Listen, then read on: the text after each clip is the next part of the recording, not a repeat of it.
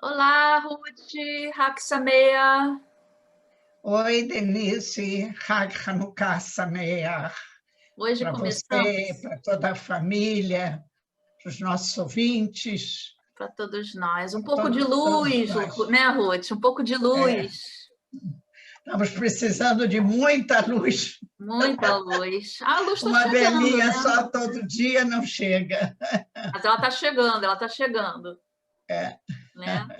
Eu vi ontem na televisão que Israel recebeu as primeiras doses, né, da vacina. e- exato. A Israel recebeu ontem uma pequena,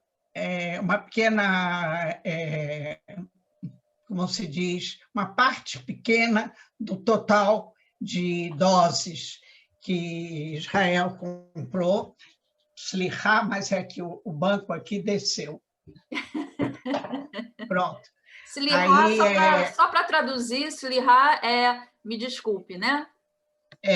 acontece que ontem chegou uma parte pequena, algumas milhares de doses. O avião foi um avião especial de transporte tipo avião correio, que trouxe e foi recebido no aeroporto pelo primeiro-ministro, pelo Netanyahu, pelo ministro da Saúde, vieram receber o avião e desembarcaram, porque o problema todo que essas doses todas são da Pfizer, e a vacina da Pfizer é essa que necessita de temperatura de menos 70 graus. Não pode. Então, tem que ser um avião, tem que estar aparelhado para isso, toda a parte logística, depois de tirar do avião e levar para um depósito. E, para isso, eles chegaram a um acordo com o laboratório Teva, daqui de Israel, que tem laboratórios próximos lá do aeroporto, de modo que o transporte também foi em caminhão, são placas, é assim que eles explicaram, placas de gelo em volta de tudo para conservar a temperatura, e no laboratório lá que é em Shoam, que é uma localidade perto do aeroporto Ben Gurion, iam ficar lá armazenadas. Agora, hoje, chegou mais uma quantidade maior, e agora, então, vai começar a parte da logística de distribuição das doses, porque a conclusão que se chegou, eu vou pedir desculpa, mas novamente a cadeira baixou e eu vou ter que subir, não sei o que está acontecendo. Acho melhor você ajeitar aqui o computador, Ruth. Pronto. Pronto. Então, acontece que aqui o Ministério da Saúde entrou em acordo com as Cupot-Rolim, porque no início pensava-se que teria que se concentrar todas as doses num lugar só, ou em hospitais que têm congeladores que podem conservar essa temperatura. Mas depois viram que ia ficar o problema da locomoção das pessoas que teriam que ser vacinadas seria muito problemática. E como aqui tem 4 Cupot-Rolim. 4 então, Cupot-Rolim é 4 planos de saúde, não é isso? Mais ou menos. 4 planos de saúde. Tem a Clalit, que é a maior, que ela quase que 50% da população está assegurada na Cupot-Rolim Clalit, que era da Estadrut. Em seguida, tem a Maccabi, que é inteiramente particular, que é a segunda em tamanho. Em terceiro lugar, é a Meoredet, e em quarto lugar, a Leumit. Então, essas Cupot iam receber as quantidades proporcionalmente ao número de associados, né, de pessoas que recebem tratamento através deles. Então, agora eles resolveram que vão, como toda essa logística leva tempo, já anunciaram que as doses já estão aqui, mas a vacinação vai começar só dia 27 de dezembro, que é para dar tempo de começar a mandar as doses necessárias para a primeira fase da vacinação para cada uma dessas cupotes, e elas vão redistribuir para os ambulatórios, porque todas as cidades de Israel têm das 4 cupotes, de modo que vai precisar do número relativo ao número de habitantes daquela cidade que recebe os serviços de saúde por essa ou por aquela Kupat Holim. Tudo isso falado assim é muito simples, mas essa realização é muito complexa, porque é transporte, e o transporte tem que ser nessa temperatura, e depois o armazenamento. Os planos são de que, em 4 meses, toda a população de Israel que quer ser vacinada poderá ser vacinada, porque não é obrigatório. E até agora, o governo e o judiciário, ninguém encontrou ainda uma solução que obrigasse a população a ser vacinada. Existe um grupo que não quer ser vacinado aí? Existe, inclusive com todas as vacinas infantis que tomam, existem pais que assinam um formulário na Tipat Halav, que são os postos de puericultura, abrindo mão do recebimento das vacinas nas crianças, e eles assumem toda e qualquer responsabilidade. Para o país não é bom, porque existem doenças endêmicas, como a poliomielite, como a difteria, que você poderia chegar a 0 de casos se todas as crianças fossem vacinadas, porque aqui você não paga para isso. Por que essas pessoas não querem receber vacinas? Porque tem pessoas que são de todas essas castas de coisas naturais, que não faz nada que não é natural no corpo, então eles não tomam remédios, eles não comem comidas diferentes. São pessoas que têm toda uma filosofia. Eu me lembro, quando eu trabalhava ainda, que veio um advogado com os 2 filhos, e ele veio não com a mãe, porque ele queria dizer que não quer que vacine os filhos. E ele queria saber o que tem que fazer. E eu expliquei para ele o regulamento do Ministério da Saúde, tem aqui um formulário, você, como advogado, você pode ler, todos os pais têm direito, você vai entender mais, você assina, que você assume todas as responsabilidades com a saúde dos teus filhos, no caso deles serem vitimados por poliomielite, por exemplo, que é uma doença que deixa sequela muito, muito difícil, muito ruim. Lógico, com certeza. Aí ele ficou meio receoso, ele perguntou para mim o que ele podia fazer para evitar que os filhos dele, não tomando a vacina, fizessem. Eu digo, você pode pegar teus filhos, você vai para o Himalaia lá, e vive lá, que lá não tem ninguém, não tem nada. Ou então vai viver numa bolha, né? Ou então entre numa bolha e fique por lá, né? Fique dentro da bolha. Pois é, eu digo, você vai para o Himalaia. Ruth, só para lembrar que quando você fala que você trabalhava, só para lembrar que você é médica, né? Você trabalhou. Eu sou médica e pediatra. Médica, e acontece que aqui tem uma separação, aqui em Israel, o sistema de saúde na parte de pediatria é diferente. Tem uma parte da pediatria que se chama da prevenção,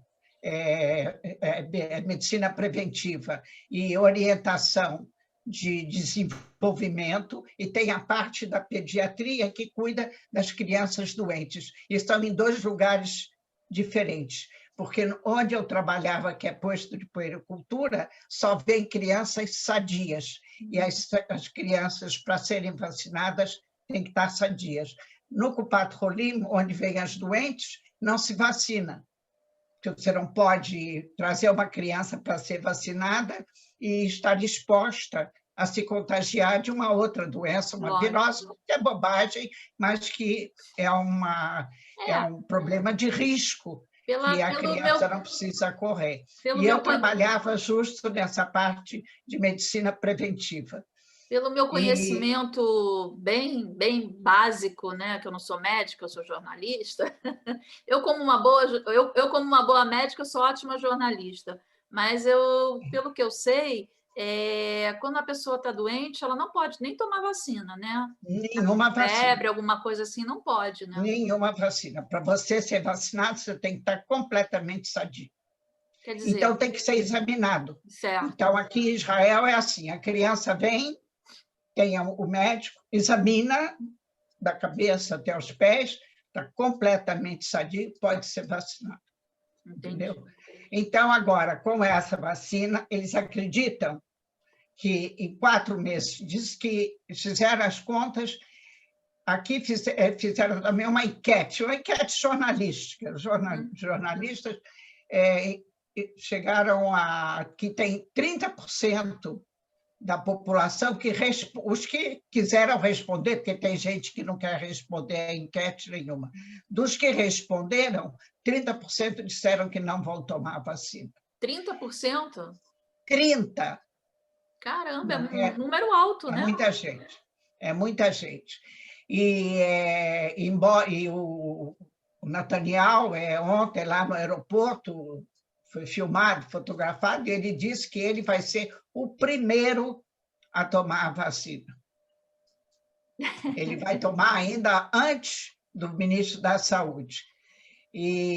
Mas só vai começar isso dia 27, que é a partir. Hoje já é quinta-feira, sexta, sábado, não vai se anunciar. A partir de domingo vão começar a parte da separação das doses para os diferentes postos.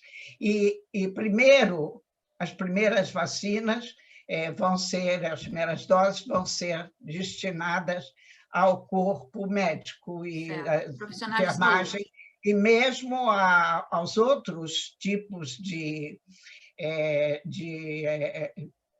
pessoas que trabalham em hospitais de corona e que não são nem médicos nem enfermeiros, mas eles são sanitaristas, é gente que arruma, que limpa, quer dizer, eles entram na enfermaria, eles têm contato, embora distante, mas eles entram. Todos esses vão ter o privilégio, se quiserem, de receber primeiro a vacina. Agora, mesmo entre as enfermeiras, por exemplo, tem também um número bastante expressivo. Alto. Eu não imaginei que seria assim, que não querem. Pode ser que depois eles mudem de ideia. Isso é medo, segundo esses planos, eles Você dizem acredita que isso seja o medo de que a vacina possa trazer algum mal? Não, minha filha, o problema é o seguinte, é que essa vacina é uma vacina que foi preparada em 1 ano. Isso não existe na medicina, nunca houve isso. Leva sempre anos, de modo que todas essas experiências que são feitas, primeiro em animais e depois em humanos, você espera alguns anos para ver o que aconteceu com essas pessoas durante 5, 10 anos que tomaram a vacina. É a primeira vez que vai se dar uma vacina imediatamente após o preparo. Hoje, quinta-feira, é o dia que lá nos Estados Unidos a Comissão de Drogas e Medicamentos está reunida, vai se reunir hoje durante 12 horas para debater o problema da vacinação e dar a licença deles. Por isso também que aqui em Israel não vai começar a se aplicar a vacina sem que primeiro tenha sido dada a licença do FDA, Food and Drug Administration, só depois. Lá na Inglaterra, começaram na Tá. terça-feira. É, Começaram na terça-feira a vacinar também a vacina da Pfizer. isso. E estão lá, estão vacinando. Começaram lá também com os idosos. E aqui também os idosos vão ter, Primeiro vão grupo. receber logo depois dos médicos e das enfermeiras e de todo mundo. Você vai que tomar trabalha no vacina, hospital. Ruth? Vou Você, então, tomar confia? vacina. Confio, eu confio, porque acidentes com vacina aconteceram sempre, mesmo com todas essas vacinas que ficaram 10 anos sendo pesquisadas e acompanhando as pessoas vacinadas. Tem um problema, por exemplo, de alergia. É. Tem gente que é alérgico, mas você não sabe a que ele é alérgico. Você não sabe a que substância que está sendo usada na vacina, o sujeito é alérgico, ele nunca teve contato com essa substância. É. Então, essas pessoas, como uma pessoa que não aconteceu muitas vezes, de pessoas que não sabiam que eram alérgicas a amendoim, a chocolate ou qualquer coisa, e senta num restaurante e come alguma coisa. Ele sabe que é alérgico a amendoim, mas ele não sabe que aquele alimento, aquele prato que ele pediu, tem amendoim. Alguma coisa que levou manteiga de amendoim no molho. E ele pode morrer ali na hora. Entendi. Quer dizer, essas coisas são imprevisíveis. É verdade. Bom, então a boa notícia é que está chegando a vacina e provavelmente ela deve ser aprovada nos Estados Unidos, não, Ruth? Sim, eu acredito que sim, porque a Pfizer é um laboratório super respeitado. E eu não acredito que... Mas aqui em Israel eles vão esperar a licença tá certo. da americana, que é a mais exigente de todas que tem. Aqui também tem o Ministério da Saúde que examina, mas é impossível de comparar sempre um país que tem 9 milhões de habitantes para ele fazer acompanhamento de tudo a introdução de tudo que são medicamentos novos, com um país que tem 200 milhões de habitantes. É diferente. 200 milhões, não. Os Estados Unidos tem 300. Mais de 200. 200 milhões temos aqui no Brasil, né?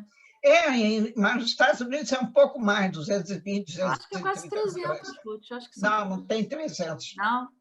Não, é mais 200 e alguns quebrados.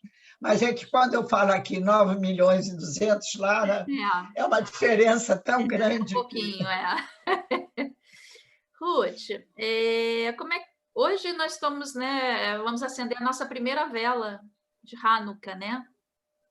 Como é que vai ser essa comemoração aí em Israel? Como é que as famílias estão se preparando para isso? Olha, esse problema de Hanukkah teve reunião do comitê do gabinete de Corona na terça-feira, deixaram para tomar decisão na quarta-feira. Aí, depois que eles decidiram, aí o governo tem que autorizar a decisão do gabinete, que foi hoje, porque o plano que eles queriam usar era de hoje, a partir de 5h30 da tarde, não poder haver transporte ou carro pessoal de uma cidade para outra. Você não pode sair da cidade que você mora para se locomover para outra cidade. E a família é a família nuclear. Depois eles viram que isso era demais, porque existem famílias que o filho casado mora na mesma cidade, uma rua a 500, 600 metros, aí para permitir essa reunião. Não mais do que isso. Agora, depois das 5h30, 6 horas da tarde, o comércio vai estar todo fechado durante todos os dias do Hag. 8 dias. Durante 8 dias. Isso vai funcionar durante 8 dias. Eu, por exemplo, que ia me encontrar com a minha Martenester, que faz todo ano a primeira vela na casa dela, mas como ela tem 4 filhos e tem filhas casadas e já tem netas, e a minha nora, né, que também já tem filhas e netas, então junta... É muita gente. A família nuclear é muito grande, muita gente. Então, já resolveu que hoje não vai ter lá na casa dela também, porque ela não mora, ninguém mora perto dela, ela mora em Fariona, eu estou aqui em Kfar meu filho mora em Tsurigal, e a outra filha mora perto de Natânia, o filho mora em Tel Aviv. Enfim, cada um vai ficar na sua casa. Então, ficou tudo separado e tirou muito da alegria do Hag, porque é uma festa que Alegre. Finalmente tem uma festa que é toda alegre, de cantos e de se dar presentes, e as crianças tomam parte. E, finalmente, quando você já tem uma festa assim alegre, aí ficou muito reduzida. Mas vamos comemorar Hanukkah ano que vem. Comemorar. Pelo menos, como disse, pelo menos ele disse alguma coisa que eu gostei, o Nathaniel,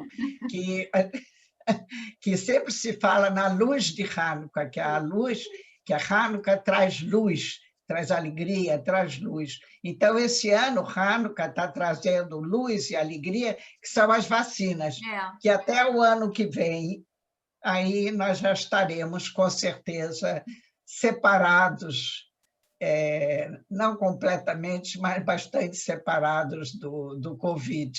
Afastados. Afastados, bem afastados. É verdade, a gente tem que ver exatamente. Acho que esse ano a luz de Hanukkah tem esse sentido, né? Porque chegou exatamente nesse momento.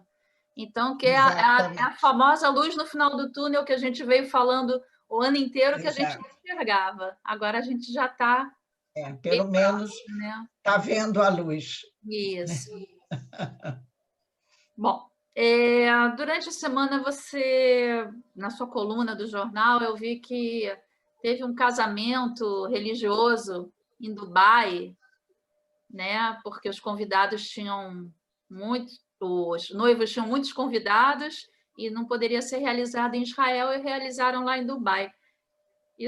Como é que foi isso? Escuta, aqui em Israel as coisas são tão interessantes, porque tem esses profissionais de festas, né? Que eles organizam festas. Então, eles estão sempre com a cabeça funcionando. Aqui, todos os salões de festa estão fechados desde o princípio do ano. Todo mundo está na estaca zero. E acontece que os não religiosos, como os Hassidim, os Haridim, vão fazer um casamento simples em casa, como eles dizem, com 10 pessoas, 20 pessoas, os pais da noiva, os pais do noivo, e pronto.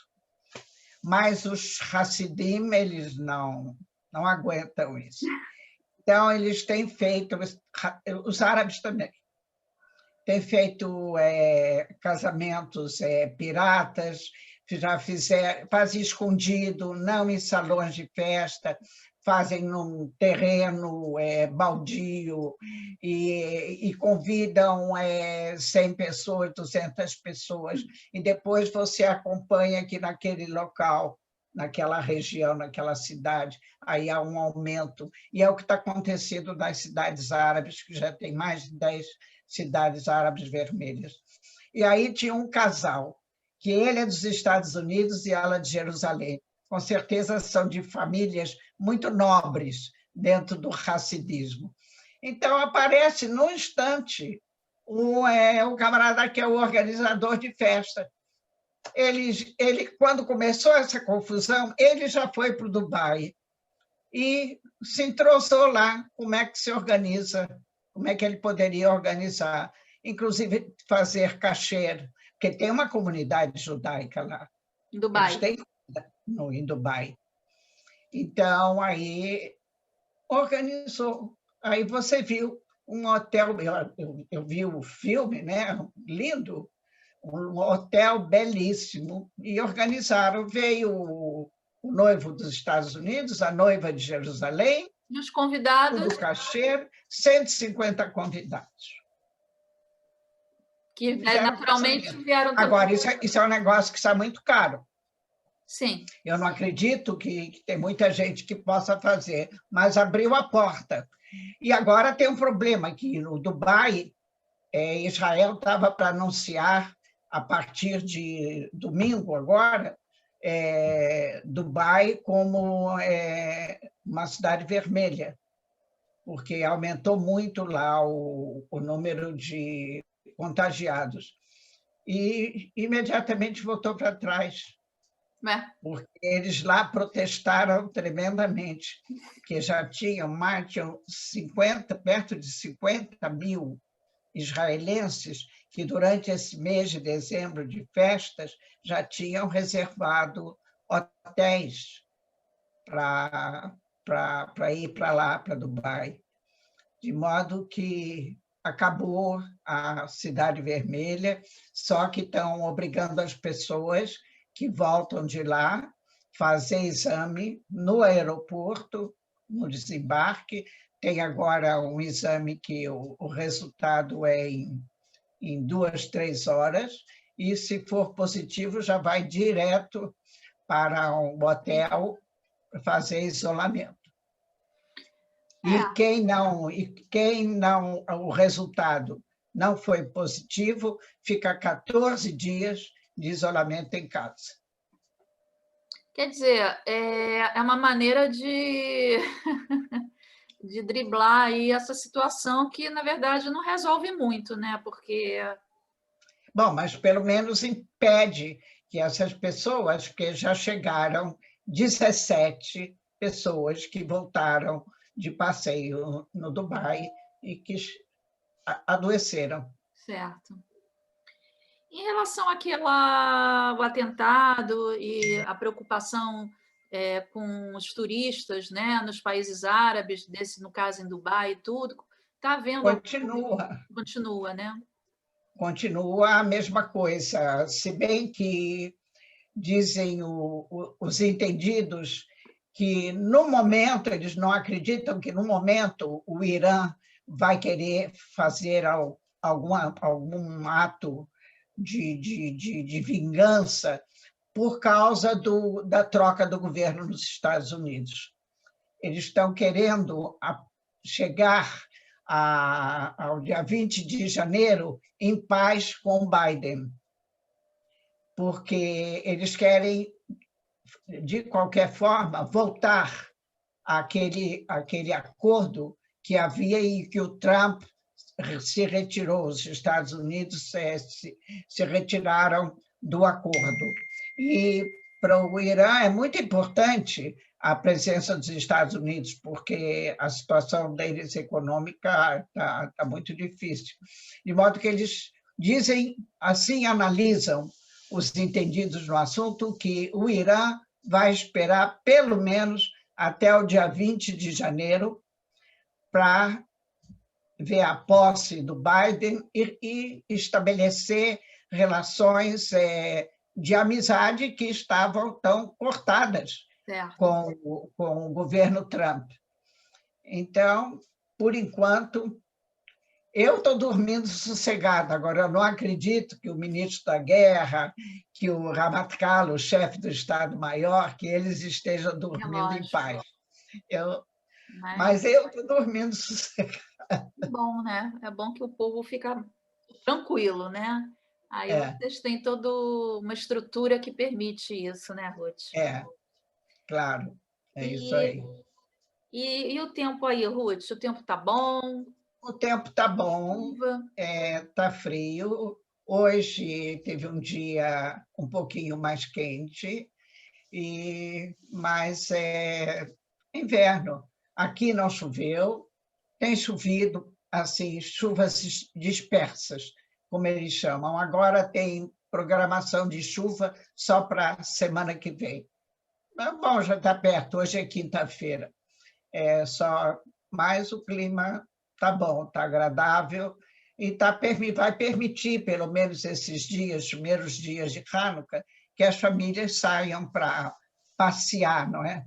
Ao Isso é ar livre. permitido, isso é permitido. Os Isso é parques, permitido, sim, mas é que você tem que reservar com antecedência, reservar entradas com hora, que é para não ter acúmulo de pessoas nas filas, na entrada, para ter lugar para mesas, porque esses parques todos têm mesas é para verdade. piquenique, de Uhum. modo que aí, para não ter um afluxo a mais do que o local pode receber. Mas pode sair, pode fazer passeios, porque agora não está previsto chuva, então até domingo, pelo menos, o pessoal vai poder sair para passear. O turismo interno em Israel está mais aquecido? Não, não. Não? Só a única coisa que foi permitida abrir hotéis foi em Eilat e no Mar Morto. Em A outros única lugares, coisa. não. Não, não é permitido. Mas se uma Ainda pessoa não, sair da porque sua cidade. ainda estamos com um número elevado de doentes por dia, está acima de 1.000. Quer dizer, já teve dias de ter 1.700, 1.800. O número de doentes graves aumenta. Não, é impossível você fazer essa abertura. Mas eu digo Eles, assim, as pequenas pousadas, os pequenos lugares, se a pessoa sai com a sua família e vai para um lugar assim menor, sim, não, hotéis não, hotel, hotéis estão fechados. ok. Só a não ser no Mar Morto e em Eilat. Os Mas hotéis lá estão também fechados. teve um aumento, né, Ruth? Teve um pequeno aumento, mas nada especial. Apareceram, principalmente empregados, porque no Mar Morto, por exemplo, é muito próximo da Jordânia, né? Um lado do Mar Morto pertence a Israel, a outra metade pertence à Jordânia. Então, tem muitos empregados de limpeza, de cozinha, que vêm da Jordânia. Ah, E entendi. aí pronto. Bom, Mas já contornaram. vamos falar de um assunto bem espinhoso agora. Qual é? Política. Oba! É isso aí. A quarta eleição. Como é que vai ser isso, Ruth? Olha, depois que foi votada a lei na quarta-feira passada, né? Passou uma semana já. E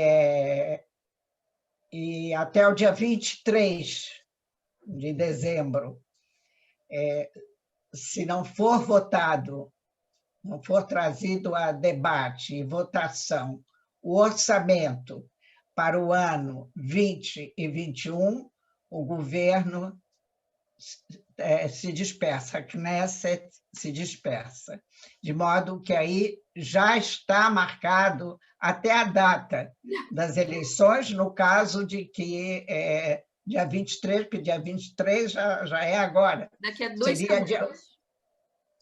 3 meses depois, 23 de março. 23 de dezembro, 23 de março, marcada a data da eleição. Agora, o que aconteceu foi ontem um terremoto no Likud, e no campo político em geral.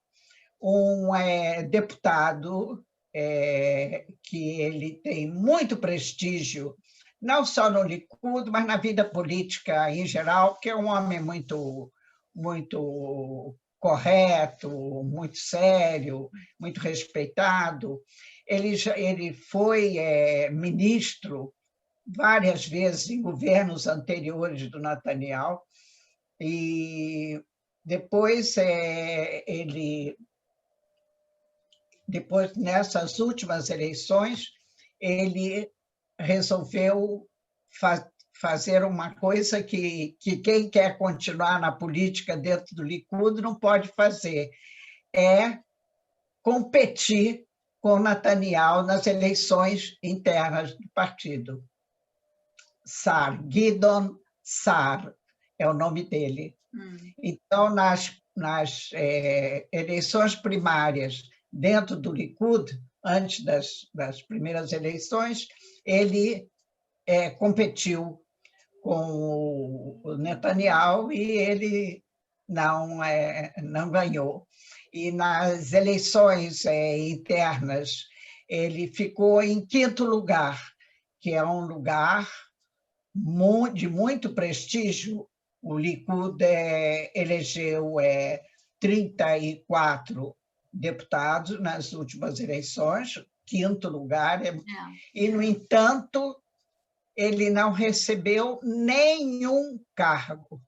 A vingança do Netanyahu foi tal, ele não recebeu nada, já não digo ser ministro, não deu para ele nenhum ministério, e ele era um camarada muito capaz. Poderia ser ministro de qualquer coisa, mas não deu nem a presidência de uma comissão. Nem presidência de uma comissão ele não recebeu, nada. Ele ficou um deputado comum, como aquele que também que estava no 34º lugar. Entendeu? De modo que ele, ontem, resolveu anunciar que ele vai abandonar o Likud, já abandonou, não, foi anteontem. Anteontem ele anunciou, ontem ele já pediu demissão do cargo de deputado e ele criou um novo partido. Mais um. É um partido de direita que é mais de direita do que o Likud, porque esse Gideon Sa'ar, ele é muito mais direitista no sentido de Eretz Israel Ashleimah, quer dizer, Israel com todos os territórios, sem dar nada para os árabes, para os palestinos. Ele é muito mais próximo dos religiosos do que Netanyahu, de modo que ele se demitiu do Likud, fez um novo partido. Isso foi anteontem. Ontem já fizeram pesquisas de opinião pública, ele já está com 17 mandatos. Em um dia que ele anunciou... 17 mandatos? 17 mandatos. Se as eleições fossem hoje, ele elegeria 17 deputados junto com ele. Porque aqui é diferente, eu não consigo entender muito bem essa... Mandato, cada deputado é um mandato. 17 votos dentro do... Tá. Então, com isso, logicamente, baixou um pouco o número de deputados do Likud, baixou do Israel Beiteinu, que é do Avigdor Lieberman, baixou também do Kahol Lavan. Todo mundo que é centro-direita perdeu, com exceção do Meretz, que é o único partido de esquerda que tem, que não mudou nada. Todos os outros partidos perderam votos para juntar 17. E 2 deputados que eram do Yesh Atid e entraram com o Kahol Lavan, e que durante esse atual governo eles se desligaram do Kahol Lavan, eles já se ligaram ao SAR, porque os dois são mais de direita, de modo que agora realmente foi uma coisa que abalou realmente o campo político, o anúncio do SAR, porque ele é uma pessoa que tem prestígio e ele vai tirar muitos votos do Netanyahu. E também do Bennett. Deixa eu te Então, perguntar. aquela análise que eu fiz no artigo, dizendo que o Netanyahu não está com muita chance de ser reeleito nessas próximas eleições, agora piorou ainda mais. Ele, no caso, é porque aqui o sistema político é diferente, eu queria entender como é que funciona aí. Ele estava eleito como deputado pelo partido do Likud. Do momento que ele deixa de pertencer ao partido, ele não pode exercer o cargo, porque ele foi eleito. Não, ele poderia continuar sendo deputado, mas ele não pertenceria à bancada do Likud. Agora, um deputado sozinho, entendeu, na Knesset, ele não tem força. E depois é um problema também de Correctpolitik, porque se você foi eleito por um determinado partido e você sai do partido e você continua na Knesset, assim como um passarinho voando, não é muito decente. Ele foi decente. Ele saiu do Likud e se demitiu do cargo. Agora o Likud pode botar um que estava atrás dele, no local dele, e ele não ganha salário, não é? Estando fora do partido que elegeu ele. Certo. De modo que agora ele está fazendo já... Eu acredito que ele vai aumentar ainda mais o número de... Porque deve ter muita gente no Likud que não idolatra o Netanyahu, que quando chegar mais próximo, não vão fazer agora para não ter que se demitir da Knesset, mas quando chegar próximo das eleições, que tiverem que começar a apresentar as listas que vão concorrer, que aí eu tenho o Tribunal Eleitoral, que tem que receber as listas dos candidatos, quando chegar lá perto, eu acho que mais gente do Likud vai sair e vai acompanhar o Gideon Sa'ar. Existe um partido no caso que você falou, Meretz, ele é o de esquerda, né? E tem também o Avodá, né? O Avodá, querida, acabou. Acabou? O Avodá tinha, nas últimas eleições, tinha eleito 6 deputados. E antes da última eleição, o secretário-geral do partido, Amir Peretz, que é um antigo no partido, ele achou que ia fazer bem fazendo um acordo com a filha do David Levy, a Orly Levy Abucassis, que ela tinha saído do Israel Beiteinu, que era do Avigdor Lieberman, e ela fez um partido dela que só elegeu ela. Então, o Peretz do Avodá, que eles tinham 6 deputados, então ele fez um acordo com ela, com a condição, ela exigiu que ela só faria esse acordo se ela ficasse em segundo lugar na lista. Ele em primeiro e ela em segundo. Os outros deputados, quinto, sexto, que estavam até o 6º lugar, que eram ótimos, quando houve as eleições, eles perderam votos. Agora, as últimas pesquisas de opinião pública, em que o Bennett subiu para 20, isso antes dos 17 do SAR. O Avodá recebeu 0.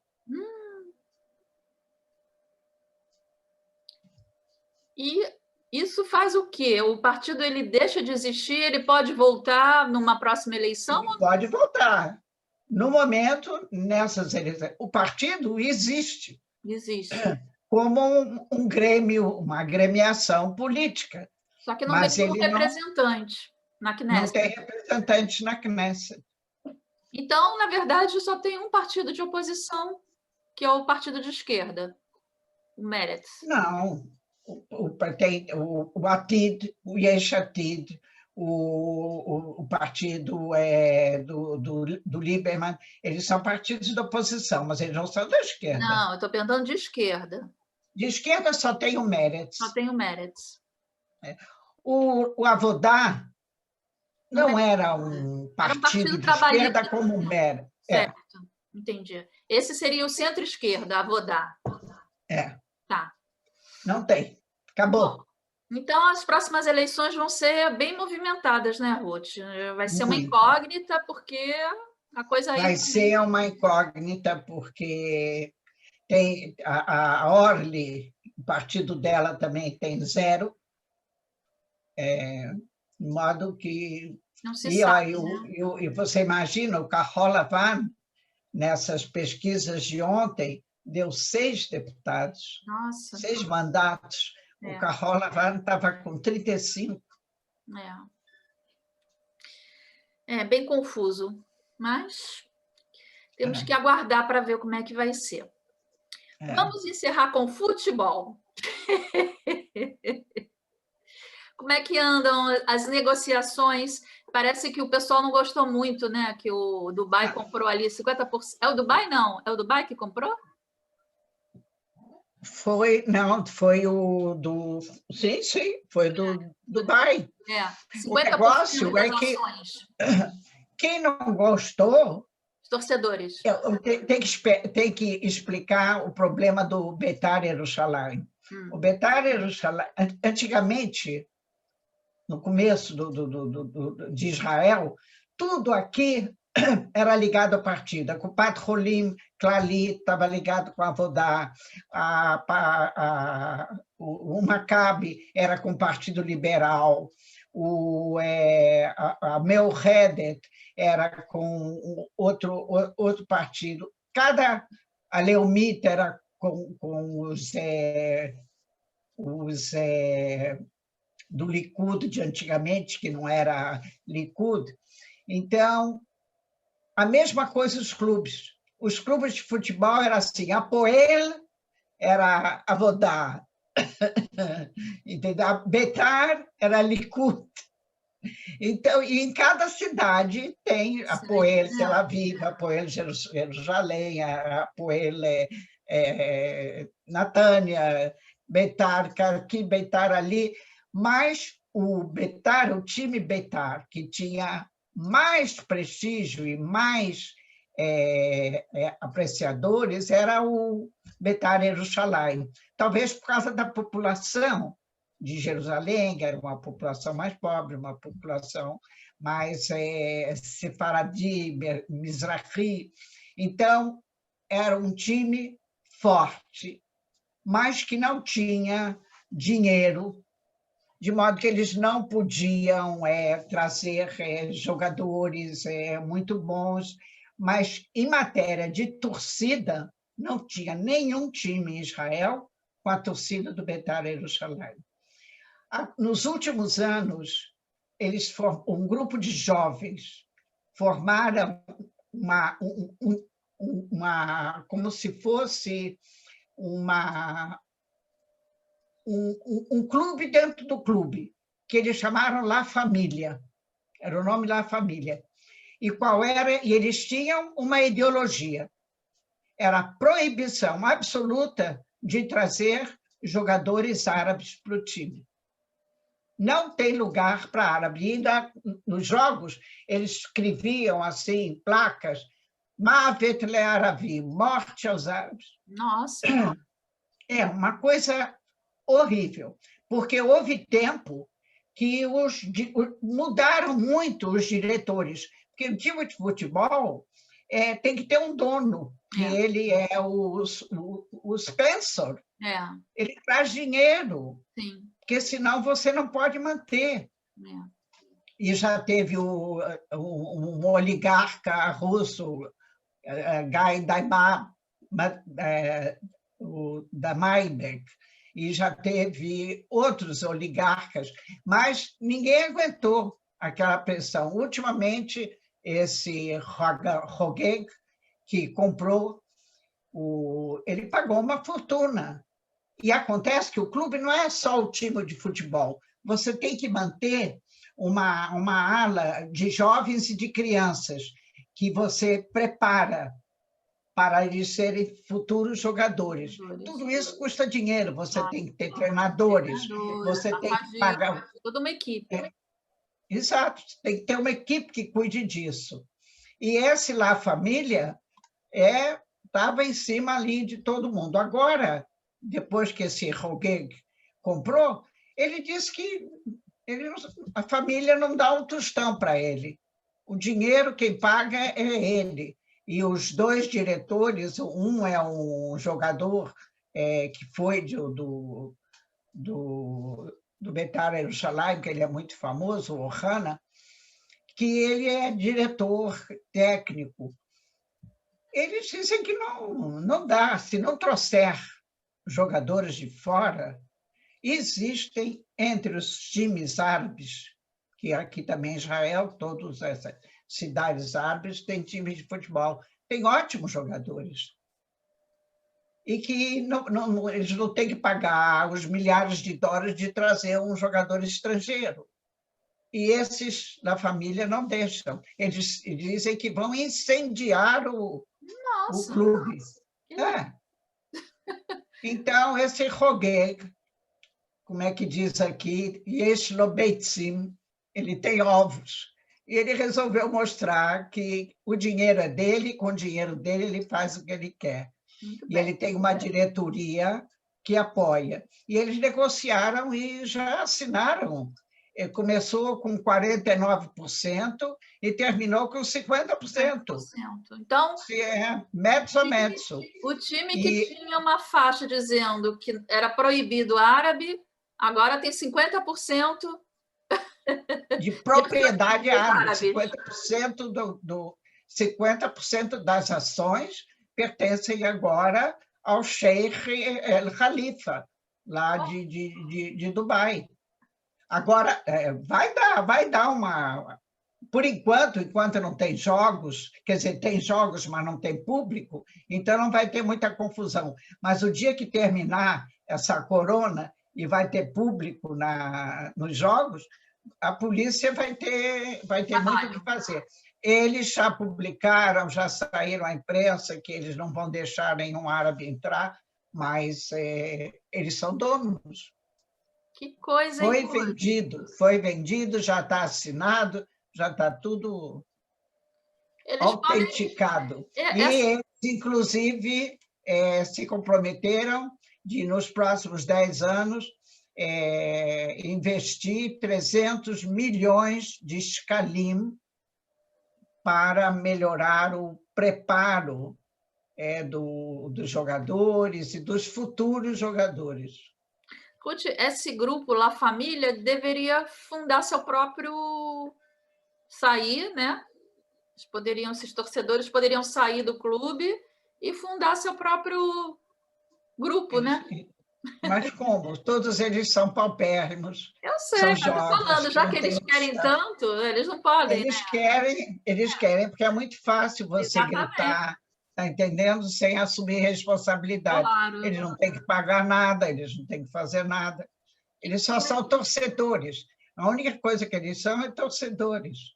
Eles não têm nenhuma função, nenhum cargo, nada. Não, eu sei. Estou só falando isso porque seria o correto, né? Mas eles... O problema é que é muito, muito feio isso, é muito vergonhoso, porque eles são racistas. Racistas e isso é muito feio, principalmente dentro do esporte. no esporte, que justamente é uma coisa onde Israel já sofreu tanto por causa de racismo, exatamente. nós vamos fazer isso contra os árabes? Não, de jeito nenhum. Não é um momento para isso e nunca Não. deveria haver esse tipo de sentimento. Claro, de Infelizmente, jeito nenhum, é. de jeito nenhum. Querida. Não é, mas é o material que a gente tem. É, exatamente, é o que temos para hoje. Bom, Hag Sameach, mais uma vez, que a gente volte. A gente pode voltar semana que vem, feriado de Hanukkah? Por mim, não tem problema nenhum. Mas, assim, é feriado aí, né, Ruth? Escuta, Hanukkah não é feriado, é só meio-dia, mas o último dia sim, mas não tem problema nenhum. A gente pode falar. Tá bom. Não tem problema nenhum. Então, até a próxima quinta-feira. Muito obrigado e desejo a todos vocês um Hag Hanukkah Sameach muito alegre, que acendam as velas todos os dias e contem a história dos macabeus para as crianças saberem por quê que acende as velas e não comer muitos sonhos, não, porque tem muitas calorias. É verdade. Obrigada, Ruth. Um grande beijo. Hag Sameach, Shabbat Shalom para todos. Shalom. Muito obrigado. Muito obrigado.